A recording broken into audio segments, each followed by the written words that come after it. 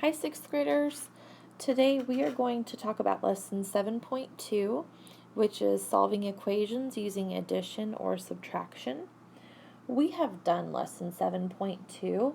I taught it to you in class and you did one assignment over it. We're going to go ahead and review since it's been about 2 weeks since we've done math together. So we're going to review this lesson. This will be a short video. And then you will have a short assignment in Big Ideas over 7.2. Next week we will move on to 7.3, which is solving equations using multiplication and division. And so it's going to be a very similar process, just different operations, which is why I wanted to make sure we reviewed this lesson and understood it really well before we moved on. So if you remember, we talked about when we have equations, we need to balance them, meaning whatever we do to one side of the equation, we need to do to the other. So if we add to one side, we also have to add to the other. Or if we subtract from one side, we have to also subtract from the other. So let's look at x plus 1 equals 5. When I talk about both sides of my equation, I'm talking about both sides of the equal sign. So if you just kind of draw a line where your equal sign is, it shows you that there's two sides. So I have x plus 1 equals 5, and I want to get this x by itself. To do that, I have to get rid of the plus 1, and the inverse of addition is subtraction. So I'm going to subtract 1 from that side, and I'm going to subtract 1 from the other side. So if I had 1 and I took 1 away, that would leave me with just x equals 4. If I substitute 4 in for x, 4 plus 1 equals 5, so I know I must have done something right. Looking at 4 plus m equals 11, if I just draw a line down the equal sign, divides my equation into two sides. You can see that I have two sides of my equation. And over here I want to get this m by himself. So I have 4 plus m. I'm going to do the inverse of adding 4, which is going to be taking 4 away or subtracting 4. If I had 4 and I took 4 away, that would leave me with just m equals 7. Our next example is 13 equals p minus 4. So I draw my line. That way I can easily see I have two sides of my equation. And I want to get p by itself. In order to do that, I need to do the inverse of subtracting 4, which would be adding 4. And I'm going to add 4 to both sides to keep my equation balanced. So if I was at negative 4 on a number line and I added 4, I would end up at 0. So on the right side of the equation, I'm going to be left with p. And on the left, I have 13 plus 4, which equals 17. So I know p equals 17. If I substitute 17 in for p, I would have 17 minus 4, and that does equal 13.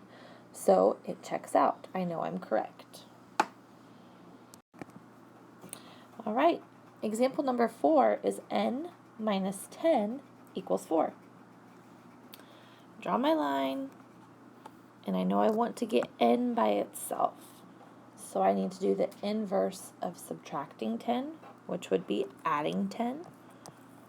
And I need to do that to both sides. So if I was at negative 10 on a number line, and I added 10, it would take me to 0. So on the left, I have n, which equals 4 plus 10, which is 14. So I know n equals 14. If I substitute 14 for n, 14 minus 10 equals 4. I'm correct. Okay, sixth graders, I promised I would keep it short and sweet today. So we're going to do 2 more examples, and then we will be done. These types of problems, the directions say to tell whether the given value is a solution of the equation. You might remember this from your 7.2 notes. So I have a plus 6 equals 17 when a equals 9. So what I want to know is a equals 9 a solution to a plus 6 equals 17? So I'm going to take a equals 9, and I'm going to substitute 9 in for a in this equation. So I'm going to write 9 plus 6, and I'm wondering, does that equal 17? Well, I know that 9 plus 6 equals 15. And 15 does not equal 17. So we would say no. A equals 9 is not a solution of a plus 6 equals 17. Next we have 35 equals 7n when n equals 5. So we're wondering, does 35 equal 7 times 5? Well, 7 times 5 is 35, and 35 equals 35. So we know that yes, n equals 5 is a solution of that equation. Notice, students, that I could have done these in my head, but I did go ahead and write out my work. I wrote out my substitution, and that's what I would also like for you to do on your assignment. I would also like you to show your work when you're solving your equations. I'd like you to show your work the same way that I showed my work in this video, in the same way that we practiced showing our work on our 7-2 notes and our 7-2 assignment. I know it's been a couple weeks, so if you want to pull out your 7-2 notes, you should have your math folder with you, hopefully. Pull that out, look at my video for reference, and please show your work the way that I've been showing it in my video. You will not have to turn in a work page. You don't have to turn it in to me. So you could show your work on a whiteboard or on Notability.